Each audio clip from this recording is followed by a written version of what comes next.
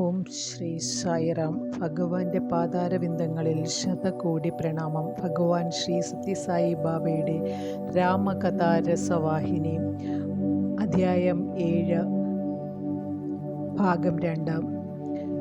ഇവിടെ അവർക്കുണ്ടായ ആദ്യാനുഭവം അരണ്യങ്ങളുടെയും തത്തകളുടെയും നദിക്കരയിലെ മറ്റു പക്ഷികളുടെയും മധുരമായ കുഹു ശബ്ദത്തിൻ്റെ ശ്രവണമായിരുന്നു. ആ രംഗത്തിൻ്റെ സമ്മോഹനമായ സൗന്ദര്യം എല്ലാവരെയും സന്തോഷഭരിതമാക്കി. അവർ നദിയിലെ സ്വച്ഛജലത്തിൽ സ്നാനം ചെയ്തു. നദിയുടെ പവിത്രതയെ സംബന്ധിച്ച കഥ അവർ അറിഞ്ഞിരുന്നതിനാൽ പൂർവികന്മാർക്കും ദേവന്മാർക്കും ബലിയർപ്പിച്ച് നദീതടങ്ങളിൽ വിശുദ്ധമായ അഗ്നി ജ്വലിപ്പിച്ചു. ശാസ്ത്രോക്തമായ രീതിയിൽ യജ്ഞകർമ്മങ്ങൾ നിർവഹിച്ചു. അനന്തരം ചുറ്റുമുള്ള വൃക്ഷങ്ങളിൽ നിന്നും ഭക്ഷണയോഗ്യമായ ഫലങ്ങൾ ശേഖരിച്ച് വിശപ്പടക്കിയ ശേഷം ജാഹ്നവീതിയിലെ അമൃതമധുരമായ ജലം പാനം ചെയ്ത് ദാഹവും ശമിപ്പിച്ചു. രാമനും ലക്ഷ്മണനും വിശ്വാമിത്രൻ വിശ്രമിച്ചിരുന്ന വൃക്ഷച്ചുവട്ടിൽ ചെന്ന് ആദരപൂർവ്വം ചോദിച്ചു, ഗുരു, 3 ലോകങ്ങളിൽ 3 നദികളായി ഗംഗ ഒഴുകുന്നു എന്ന് പറയുന്നതിൻ്റെ കാരണമെന്താണ്? ലോകത്തിലെങ്ങുമുള്ള ഓരോ അരുവിയെയും നദിയുടെയും നാഥനായ സമുദ്രത്തിൽ ഗംഗ എത്തിച്ചേരുന്നത് എങ്ങനെ? സദയം എന്നോട് പറയുക, എന്നെ സന്തുഷ്ടനാക്കുക. വിശ്വാമിത്രൻ പറഞ്ഞു, മകനെ, ഹിമാലയ പർവ്വതനിര ഈ ലോകത്തിൻ്റെ എല്ലാം അടിസ്ഥാനമാണ്. അത് എല്ലാ ജന്തുക്കളുടെയും എല്ലാ ഔഷധങ്ങളുടെയും നിലയമാണ്. അതിന് 2 പുത്രിമാരുണ്ട്, ഗംഗയും ഉമയും. ഗംഗയാണ് മൂത്ത മകൾ. ഈ 2 പേരെയും ലോകം മുഴുവനും ആരാധിക്കുന്നു.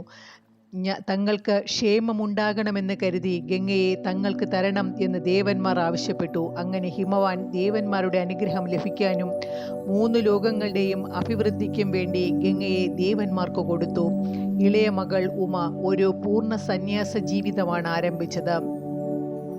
ലൗകികമായ എല്ലാറ്റിൽ നിന്നും ശക്തമായ വിരക്തി ഉണ്ടാകണം എന്ന ഉദ്ദേശത്തോടുകൂടി കഠിനമായ ആധ്യാത്മിക സാധനയിൽ സ്വയം മുഴുകി. അതുകൊണ്ട് ഹിമവാൻ അവളെ ലോകത്തിൽ ഒരു ഭാര്യയായി ജീവിതം നയിക്കത്തക്ക നിലയിൽ പരിശ്രമിച്ചു. കഠിനമായി പ്രയത്നിച്ചിട്ടും അദ്ദേഹത്തിന് ഇതിൽ വിജയിക്കുവാൻ കഴിഞ്ഞില്ല. ഒടുവിൽ അദ്ദേഹം രുദ്രനെ സ്വാധീനിച്ച് ഉമയെ വിവാഹം ചെയ്യാൻ സമ്മതിക്കണം എന്ന് അഭ്യർത്ഥിച്ചു. അങ്ങനെ അവളും 3 ലോകങ്ങളുടെ ആരാധനയ്ക്ക് അവകാശിയായി തീർന്നു. നിങ്ങൾ ഇവിടെ കാണുന്ന ഗംഗ ദേവകൾ കൂട്ടിക്കൊണ്ടുപോയ ഗംഗയാണ്. അത് ഭൂമിയിലേക്ക് വന്നിട്ടുണ്ട്. അതിന് 3 പടികളുണ്ട്. ഒന്ന് സ്വർഗത്തിൽ, 2ാമത്തേത് ഭൂമിയിൽ, 3ാമത്തേത് പാതാളത്തിൽ. വിശ്വാമിത്ര മഹർഷി രാമലക്ഷ്മണന്മാരോടും സ്വന്തം ശിഷ്യന്മാരിൽ ചിലരോടും കൂടി മിഥില നഗരിയിലേക്ക് യാത്ര ചെയ്യുകയായിരുന്നുവല്ലോ. വഴിക്ക് തൻ്റെ മുൻകാല ചരിത്രത്തെ സംബന്ധിച്ചും അവർ കടന്നുപോയ പ്രദേശങ്ങളുടെ ചരിത്ര പശ്ചാത്തലത്തെക്കുറിച്ചും അവയിൽ ഭരണം നടത്തിയിരുന്ന വിവിധ രാജവംശങ്ങളുടെ ചരിത്രങ്ങളെ പുരസ്കരിച്ചുള്ള വർണ്ണോജ്വലമായ വിവരണങ്ങൾ നൽകി അദ്ദേഹം അവരെ അത്യന്തം സന്തോഷിപ്പിച്ചു. അന്ന് സായാഹ്നത്തിൽ സന്ധ്യാവന്ദനത്തിനും മറ്റ് അനുഷ്ഠാനങ്ങൾക്കും ശേഷം അദ്ദേഹം ഗംഗാതടത്തിലെ മണലിൽ ഇരിക്കുകയായിരുന്നു. അപ്പോൾ ആ പുണ്യനദിയുടെ ഉത്ഭവത്തെ സംബന്ധിച്ച് അറിയുക വളരെ സന്തോഷപ്രദമാണെന്ന് രാമൻ മഹർഷിയെ ഓർമ്മിപ്പിച്ചു. വിശ്വാമിത്രൻ അനുകൂലമായി പ്രതികരിച്ചു. അദ്ദേഹം പറഞ്ഞു, രാമചന്ദ്ര, ഗംഗയെ ഭൂമിയിലേക്ക് കൊണ്ടുവരുന്നതിന് നിന്റെ പൂർവികരാണ് ഉത്തരവാദികൾ. അവരുടെ സത്പ്രവർത്തികളുടെ ഫലമായി ഭൂമിയിലെ ജനങ്ങൾ പുണ്യജലത്തിൽ സ്നാനം ചെയ്തും പ്രഭാതത്തിലും പ്രദോഷത്തിലും അനുഷ്ഠിക്കേണ്ട കർമ്മങ്ങൾ അനുഷ്ഠിച്ചും സ്വയം പരിശുദ്ധി നേടുന്നു. ഗംഗ ദിവ്യയാണ്, വിശുദ്ധയാണ്, ഏറ്റവും പ്രധാനപ്പെട്ട നദിയുമാണ്. അതിലെ അമൃതമധുരമായ ജലത്തിന് അമർത്യതയെ പ്രദാനം ചെയ്യാൻ കഴിയും. അവൾ ശിവന്റെ ശിരസിലെ ജടയിലാണ് വസിച്ചിരുന്നത്. ആ കാരണം കൊണ്ടുതന്നെ അവൾ ഏറ്റവും ശുഭയാണ്. അവൾ നന്മയുള്ളതെല്ലാം നൽകുന്നു. അങ്ങനെ ഗംഗയെ സംബന്ധിച്ച് വിശ്വാമിത്രൻ ഏറ്റവും വലിയ അളവിൽ പ്രശംസിക്കുന്നത് കേട്ടപ്പോൾ രാമചന്ദ്രൻ പറഞ്ഞു, ഇത്രയും അത്ഭുതകരമായ ശക്തിയും ശുദ്ധിയുമുള്ള ഒരു നദിയെ തൻ്റെ പൂർവികന്മാർക്ക് എങ്ങനെ ഭൂമിയിലേക്ക് നയിക്കാൻ കഴിഞ്ഞു? അതിൻ്റെ കഥ വർണ്ണിച്ചു കേൾപ്പിക്കാൻ അങ്ങയ്ക്ക് കഴിഞ്ഞാൽ ഞങ്ങൾക്കതിൽ നിന്നും വർദ്ധിച്ച ആനന്ദം അനുഭവിക്കാനാവും. ഇത്രയും വിനയത്തോടു കൂടിയുള്ള അപേക്ഷ വിശ്വാമിത്രൻ കേട്ടപ്പോൾ അദ്ദേഹം പറഞ്ഞു, രാമ കേൾക്കൂ. പുരാതന കാലത്ത് അയോധ്യയിൽ സഗരൻ എന്നു പേരായ ഒരു ചക്രവർത്തി ഭരണം നടത്തിയിരുന്നു. അദ്ദേഹം ധർമ്മിഷ്ഠനായ ഒരു ഭരണാധികാരിയും അതിപ്രസിദ്ധനായ പരാക്രമിയും ആയിരുന്നു. സഗരൻ്റെ ശിരസിൻ്റെയും ഹൃദയത്തിൻ്റെയും ഗുണങ്ങൾ ആകൃഷ്ടമായ വിദർഭ രാജാവ് തൻ്റെ പ്രിയപുത്രിയായ കേശിനിയെ അദ്ദേഹത്തിന് വിവാഹം ചെയ്തു കൊടുത്തു. ആ രാജകുമാരിയും ധർമാചരണത്തിൽ അതീവ നിഷ്കർഷയുള്ള ഗുണവതിയായിരുന്നു. അവർ സത്യപദത്തിൽ നിന്ന് ഒരിക്കലും വ്യതിചരിച്ചിരുന്നില്ല. പക്ഷേ വളരെ വർഷങ്ങൾ കഴിഞ്ഞിട്ടും അവർ സന്താനലബ്ധിയാൽ അനുഗ്രഹീതരായിരുന്നില്ല. സഗരൻ കേശിനിയുടെ അഭിപ്രായ ഐക്യത്തോടുകൂടി അരിഷ്ടനേമിയുടെ പുത്രിയായ സുമിതിയെ രണ്ടാം ഭാര്യയായി പരിണയിച്ചു. അവരും ബന്ധിയാണെന്ന് തെളിഞ്ഞു. അതുകൊണ്ട് ഇനിയുള്ള ജീവിതകാലം സന്യസിക്കാൻ രാജാവ് തീരുമാനിച്ചു. ഭൃഗുവിൻ്റെ ആശ്രമം സ്ഥിതി ചെയ്തിരുന്ന നദിയുടെ തീരത്ത് അദ്ദേഹം രണ്ട് പത്നിമാരോടും കൂടി ഏറ്റവും കടുത്ത സാധനയിൽ ഏർപ്പെട്ടു. ഇങ്ങനെ വളരെ കാലം കഴിഞ്ഞു. ഒരു ദിവസം പ്രഭാതത്തിൽ സത്യനിഷ്ഠനായ ഭൃഗു മഹർഷി സഗരന് പ്രത്യക്ഷനായി. അദ്ദേഹം പറഞ്ഞു, ഹേ രാജാവേ, ശരീരത്തെ ക്ലേശിപ്പിക്കുന്ന ഈ തപസ് നിർത്തൂ. താങ്കൾക്ക് ഈ ലോകത്തിൽ അനുപമമായ കീർത്തി ലഭിക്കും. അധികം കഴിയുന്നതിന് മുമ്പ് ഒരു സന്താനത്തിൻ്റെ പിറവി കൊണ്ടുണ്ടാകുന്ന ആനന്ദം താങ്കൾക്ക് അനുഭവപ്പെടും. കരുണാർദ്രതയുടെയും അനുഗ്രഹത്തിൻ്റെയും ഈ വാക്കുകൾ കേട്ട ഉടനെ സഗരൻ കണ്ണു തുറന്ന തൻ്റെ മുന്നിൽ മഹർഷി നിൽക്കുന്നത് കണ്ടു. ക്ഷണത്തിൽ അദ്ദേഹം മഹർഷിയുടെ പാദങ്ങൾ നമസ്കരിച്ചു. പത്നിമാരോടും അപ്രകാരം ചെയ്യാൻ അടയാളം കാണിച്ചു. മഹർഷി തങ്ങളെ നേരിട്ട് അനുഗ്രഹിക്കണമെന്ന് അവർ പ്രാർത്ഥിച്ചു. മൂത്ത രാജ്ഞിയായ കേശിനി മഹർഷിയുടെ മുന്നിൽ തല കുനിച്ചു. അനേകം സ്തോത്രങ്ങൾ ചൊല്ലി അദ്ദേഹത്തിൻ്റെ കാൽ നമസ്കരിച്ചു. ഭൃഗു അവരോട് പറഞ്ഞു, മാതാവേ, പിന്തുടർച്ചയുടെ നൂലറ്റുപോകാതിരിക്കത്തക്കവണ്ണം ഭവതി ഒരു പുത്രനെയോ അല്ലെങ്കിൽ അതിരറ്റ ദേഹബലവും അളവറ്റ് കീർത്തിയുമുള്ള ഒട്ടുവളരെ പുത്രന്മാരെയോ ആഗ്രഹിക്കുന്നത്? ഒരൊറ്റ പുത്രനെ കൊണ്ട് സന്തുഷ്ടയാണെന്ന് താനെന്ന് അവൾ മറുപടി നൽകി. തൻ്റെ ആഗ്രഹം സാധിപ്പിക്കണമെന്ന് പ്രാർത്ഥിക്കുകയും ചെയ്തു. ഭൃഗു അവരുടെ അപേക്ഷ സ്വീകരിച്ച് അതിനനുസരിച്ച് അനുഗ്രഹിക്കുകയും ചെയ്തു. രണ്ടാമത്തെ അനുഗ്രഹങ്ങൾ ലഭിച്ചതിൽ മതിമറന്ന് ആഹ്ലാദിച്ചുകൊണ്ട് സഗരൻ ഭാര്യമാരോടുകൂടി തലസ്ഥാന നഗരിയിലേക്ക് മടങ്ങി. അവർക്ക് ലഭിച്ച വരങ്ങൾ തന്നെ മനസ്സുറപ്പിച്ചുകൊണ്ട് അവർ സന്തുഷ്ടരായി കാലം കഴിച്ചു. ചില മാസങ്ങൾക്ക് ശേഷം രാജ്ഞിമാർ ഗർഭിണികളായി. ആനന്ദകരമായ അനുഭവത്തെ പ്രതീക്ഷിച്ചിരിപ്പായി. 9 മാസം കഴിഞ്ഞപ്പോൾ കേശിനി ഒരു പുത്രനെ പ്രസവിച്ചു. സുമതി അനേകം പുത്രന്മാരെയും. കാലം കഴിയവേ പുത്രന്മാർ സമപ്രായക്കാരായ മറ്റു കുട്ടികളോടുകൂടി ആർത്തു വിളിച്ച് കളിയിൽ മുഴുകി. പിന്നീട് രാജധാനിയിൽ നിന്നും അകലെ കൂട്ടുകാരെ അന്വേഷിച്ചും കൊണ്ട് മത്സര കളികൾക്കു വേണ്ടിയും നടന്നു തുടങ്ങി. കേശിനിയുടെ മകൻ അശ്വമഞ്ചൻ അവരെ സരയൂ നദീതടത്തിലെ മണൽത്തിട്ടയിലേക്ക് കൂട്ടിക്കൊണ്ടുപോയി. കുട്ടികളെ നദിയിലേക്ക് എടുത്തെറിയുന്നതിൽ അവൻ ആഹ്ലാദം കണ്ടു. കുട്ടികൾ മുങ്ങി മരിച്ചപ്പോൾ ആനന്ദത്തിൽ മതിമറന്ന് ചിരിക്കുകയും ചെയ്തു. വളരെ വേഗം അവൻ രാജ്യത്തിലെ ഏറ്റവും വലിയ കുറ്റവാളി എന്ന ദുഷ്കീർത്തി സമ്പാദിക്കുകയുണ്ടായി.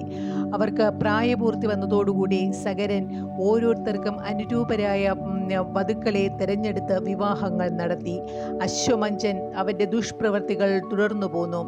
അയോധ്യ നിവാസികൾക്ക് അവൻ്റെ തിരുത്താൻ നിവർത്തിയില്ലാത്ത ദുർവൃത്തികളുടെ ഫലമായി ഹൃദയഭേദകമായ ദുഃഖമുണ്ടായി. ഒരു ദിവസം അവർ സഗരനെ സമീപിച്ച് ഉച്ചത്തിലുള്ള അലമുറകൾക്കിടയിൽ അദ്ദേഹത്തിൻ്റെ മൂത്തപുത്രൻ്റെ ക്രൂരപ്രവൃത്തികളെ വിവരിച്ചു പറഞ്ഞു. ഇത് കേട്ടപ്പോൾ രാജാവ് അശ്വമഞ്ചൻ ഉടനെ നഗരം വിടണമെന്നും അവനെ കാട്ടിലേക്ക് നാട് കടത്തണമെന്നും ആജ്ഞാപിച്ചു. അശ്വമഞ്ചന് അക്കാലത്ത് ഒരു പുത്രൻ പിറന്നിരുന്നു. അങ്ങനെ അദ്ദേഹത്തിന് മാതാപിതാക്കന്മാർക്ക് പുറമെ തൻ്റെ ഭാര്യയെയും മകനെയും വിട്ടുപോകേണ്ടി വന്നു. വർഷങ്ങൾക്ക് ശേഷം അശ്വമഞ്ചൻ്റെ പുത്രൻ അംശുമന്ഥൻ വളർന്നു വലുതായി. സ്നേഹസമ്പന്നനും സദ്ഗുണസമ്പന്നനും ധീരനും എന്ന പേർ അദ്ദേഹം സമ്പാദിച്ചു. ഒരിക്കൽ സഗരൻ ഗംഭീരമായ ഒരു അശ്വമേധയാഗം ചെയ്യാനായി തീരുമാനിച്ചു. തത്സംബന്ധമായ ക്രിയകൾ ആരംഭിക്കുന്നതിനുള്ള ശുഭമുഹൂർത്തം നിശ്ചയിക്കുകയും ചെയ്തു.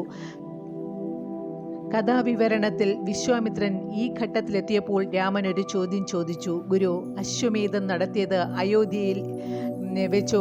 അല്ല, അത് നടത്തുവാൻ അദ്ദേഹം ഏതെങ്കിലും പുണ്യനദിയുടെ തീരം തിരഞ്ഞെടുത്തുവോ? വിശ്വാമിത്രൻ മന്ദഹാസപൂർവ്വം മറുപടി നൽകി, രാമ, നീ യജ്ഞങ്ങളെ സംബന്ധിച്ച് എത്രത്തോളം ദത്തശ്രദ്ധനാണെന്നും മഹർഷിമാരോട് നിന്റെ പെരുമാറ്റം എത്രമാത്രം ഭക്ത്യാദരങ്ങളോട് കൂടിയതാണെന്നും ഞാൻ മനസ്സിലാക്കുന്നു. നീ ആഗ്രഹിക്കുന്നത് പോലെ ഞാനത് വിസ്തരിച്ചു പറഞ്ഞു തരാം. ശ്രദ്ധിക്കൂ. ഹിമാലയത്തിന് തെക്ക് അതിദൂരെ നിന്ന് അതിനെ അഭിമുഖീകരിച്ചുകൊണ്ട് സ്ഥിതി ചെയ്യുന്ന വിന്ധ്യ പർവ്വതനിര എന്നൊരു ദിവ്യമായ മലനിരയുണ്ട്. ഈ രണ്ടിൻ്റെയും ഇടയ്ക്കുള്ള പ്രദേശം എല്ലാ യജ്ഞങ്ങൾക്കും യാഗങ്ങൾക്കും അനുയോജ്യമായതാണ്. അശ്വമേധയാഗം അവിടെ വെച്ചാണ് നടന്നത്.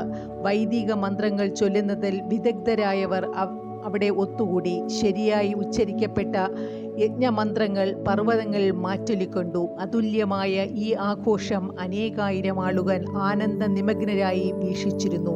ആ ഘട്ടത്തിൽ ഭംഗിയായി അലങ്കരിക്കപ്പെട്ട യജ്ഞാശ്വത്തെ അവിടെ കൊണ്ടുവന്ന് ആരാധിക്കപ്പെട്ടു. പിന്നീട് സ്വേച്ഛ പോലെ സഞ്ചരിക്കുന്നതിന് അതിന് വിട്ടു. യാഗാശ്വത്തിൻ്റെ സ്വതന്ത്രമായ സഞ്ചാരം തടയുന്നത് വരെ ജയിക്കുന്നതിനും പരാജയപ്പെടുന്നതിനും യാദൃച്ഛികമായി ഉണ്ടാകുന്ന ഏതു സംഭവത്തെയും നേരിടാനും തക്ക ശക്തിയുള്ള ഒരു സൈന്യത്തോടുകൂടി അംശുബന്ധൻ അതിനെ അനുഗമിച്ചിരുന്നു. യാതൊരു എതിർപ്പും നേരിടാതെ രാജ്യമാസകലം ഒരു വട്ടം ചുറ്റിയ ശേഷം കുതിര തിരികെ നയിക്കപ്പെട്ടു. യാഥാസ്ഥിതിക വൈദിക രീതി അനുസരിച്ച് യാഗം ആരംഭിക്കേണ്ട കൃത്യസമയമായപ്പോൾ കുതിരയെ കൊണ്ടുവരുന്നതിന് ആളുകൾ പോയി. എന്നാൽ കുതിരയെ ഒരിടത്തും കാണുന്നുണ്ടായിരുന്നില്ല. യജ്ഞം സമാരംഭിക്കേണ്ട ശുഭമുഹൂർത്തത്തിൽ യജ്ഞപ്പശു നഷ്ടപ്പെടുകയും ആവശ്യത്തിന് അതിനെ കിട്ടാതിരിക്കുകയും ചെയ്യുന്നത് യജ്ഞത്തിൻ്റെ സംഘാടകർക്ക് അശുഭപ്രദമാണെന്ന് അസന്നിഗ്ധമായി പ്രഖ്യാപിക്കപ്പെട്ടിട്ടുണ്ട്.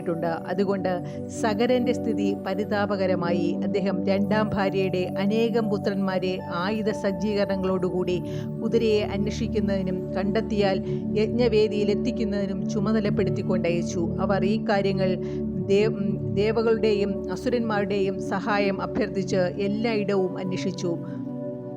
ഭൂമിക്കടിയിലെങ്ങാൻ ഒളിപ്പിച്ചിട്ടുണ്ടോ എന്നറിയുവാൻ ഭൂമി കുഴിച്ചു നോക്കി. പക്ഷേ അവർക്ക് തങ്ങളുടെ ശ്രമം വിഫലമാണെന്ന് അറിയിക്കേണ്ടി വന്നു. സകരൻ ക്രോധം കൊണ്ട് പൊട്ടിത്തെറിച്ചു.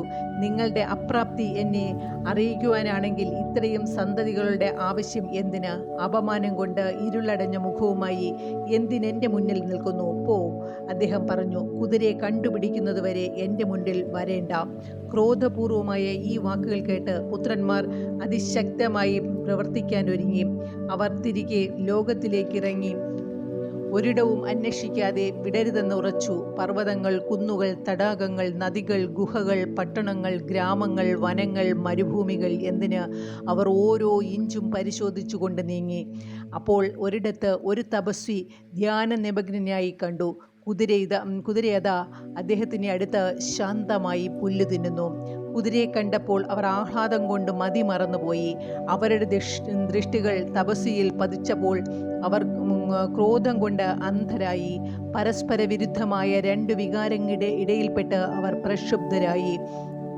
വികാരങ്ങൾ അനിയന്ത്രിതമായിരുന്നു. അതിൻ്റെ ഫലമായി അവരുടെ സ്വസ്ഥ ബുദ്ധി തകിടം മറിഞ്ഞു. അവരുടെ ന്യായാന്യായ വിവേചന ശക്തി നശിച്ചു.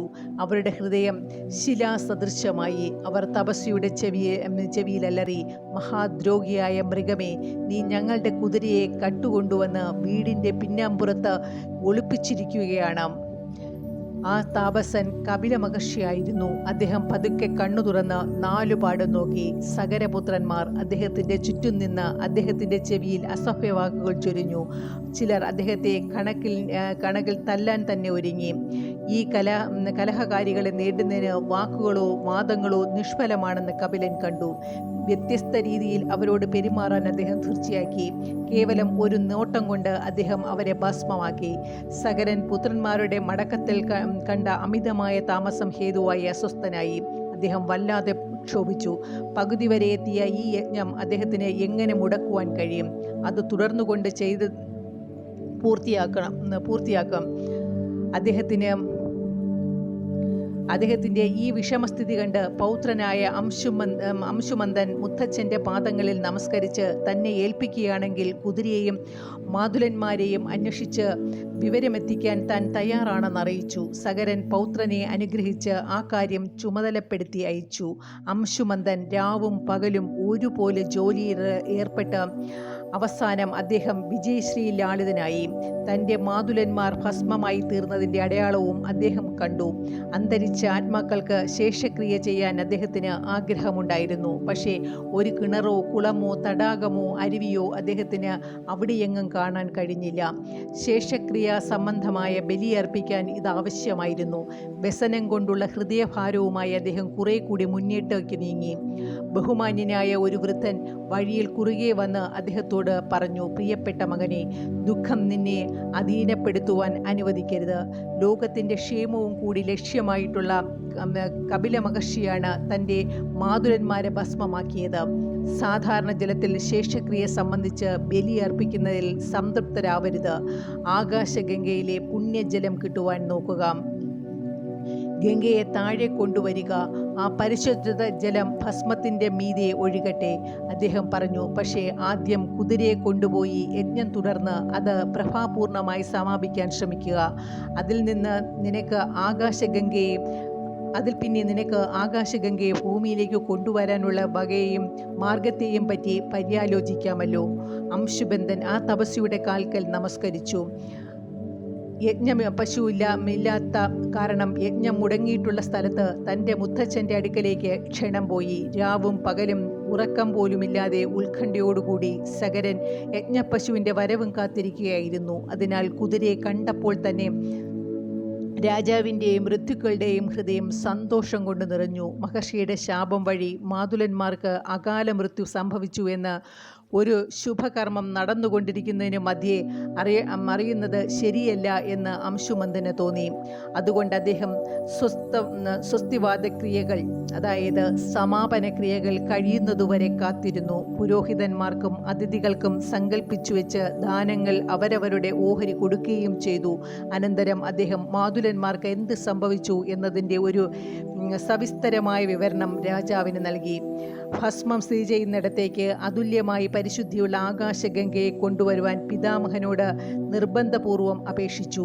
ഈ അപേക്ഷ കേട്ടപ്പോൾ സഗരൻ വളരെ സന്തോഷിച്ചു. ഗുരുജനങ്ങളുടെ അഭിപ്രായത്തിൽ തനിക്ക് ആവശ്യമുള്ള വരം നൽകാൻ ഗംഗയ്ക്ക് പ്രേരണ നൽകുന്ന അനേകം സന്യാസ സംബന്ധമായ സാധനകളും കർമ്മസംബന്ധമായ ചടങ്ങുകളും സഗരൻ അനുഷ്ഠിച്ചു. പക്ഷേ ഇതിലൊന്നും അദ്ദേഹം വിജയിച്ചില്ല.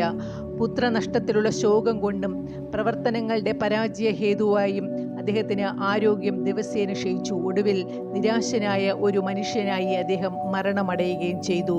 രാമ, മന്ത്രിമാർ അതിൽ പിന്നെ ജനഹിതം ആരാഞ്ഞുകൊണ്ട് അംശുമന്തനെ രാജാവായി വാഴിച്ചു. ഒരു കണിക പോലും തെറ്റോ കുറ്റമോ കൂടാതെ അദ്ദേഹം രാജ്യഭരണം നടത്തി. കാരണം അദ്ദേഹം ധർമ്മിഷ്ഠനും ആത്മയോന്നതി നേടിയ ആളുമായിരുന്നു. തൻ്റെ സ്വന്തം സന്താനങ്ങളെപ്പോലെ അദ്ദേഹം പ്രജകളെ രക്ഷിച്ചു. വാർദ്ധക്യം ബാധിച്ചു തുടങ്ങിയപ്പോൾ അദ്ദേഹം സിംഹാസനം പുത്രനായ ദിലീപന് നൽകി. ആത്മീയ സാധനകൾ ചെയ്യുന്നതിനായി ഹിമാലയത്തിലേക്ക് പോയി. ആത്മസാക്ഷാത്കാരം മാത്രമായിരുന്നില്ല അദ്ദേഹത്തിൻ്റെ ആവശ്യം. അന്തരിച്ച മാതുലന്മാരുടെ സദ്ഗതിക്കു വേണ്ടി ആകാശത്തിൽ നിന്നും ഗംഗയെ ഭൂമിയിലേക്ക് കൊണ്ടുവരുന്നതും അദ്ദേഹത്തിൻ്റെ പ്രവർത്തന ലക്ഷ്യമായിരുന്നു. പക്ഷേ അദ്ദേഹത്തിനും ആ ആഗ്രഹം നിറവേറ്റാൻ സാധിക്കാതെ ദേഹത്യാഗം ചെയ്യേണ്ടി വന്നു. ദിലീപനും ഇതേ ആഗ്രഹം ഹൃദയത്തെ സ്പർശിച്ചിരുന്നു. കാരണം തൻ്റെ പിതാവും പിതാമഹനും അതിൻ്റെ പൂർത്തീകരണത്തിന് ആകാശഗംഗയെ ഭൂമിയിലേക്ക് കൊണ്ടുവരുന്നതിന് എത്രയും അഗാധമായി ആശിച്ചിരുന്നു എന്ന് അദ്ദേഹം അറിഞ്ഞിരുന്നു. അദ്ദേഹം അതിനായി പല വഴിക്കും ശ്രമിച്ചു. മഹർഷിമാരുടെ ഉപദേശപ്രകാരം അദ്ദേഹം പല വിഷമമുള്ള യജ്ഞങ്ങളും നടത്തി. കുടുംബത്തെ സംബന്ധിച്ച ഈ ആശയം നിറവേറ്റാൻ കഴിഞ്ഞില്ല എന്ന തീവ്രവേദന അദ്ദേഹത്തെ ആക്രമിച്ചു. അദ്ദേഹം ഒരു നിത്യരോഗിയായി തീർന്നു. ശാരീരിക ശക്തിയും മനോബലവും ക്ഷയിച്ചു വരികയാണെന്ന് കണ്ട് മകനായ ഭഗീരഥനെ സിംഹാസനാരോഹണം ചെയ്യിച്ച് തനിക്ക് ചെയ്യാൻ സാധിക്കാത്ത കാര്യം ഗംഗയെ ഭൂമിയിലേക്ക് കൊണ്ടുവരിക എന്നത് അദ്ദേഹം ഭഗീരഥനെ ഏൽപ്പിച്ചു. അധികം കഴിയുന്നതിന് മുമ്പായി ദിലീപനും ഇഹലോകവാസം വെടിഞ്ഞു. സായിറാം.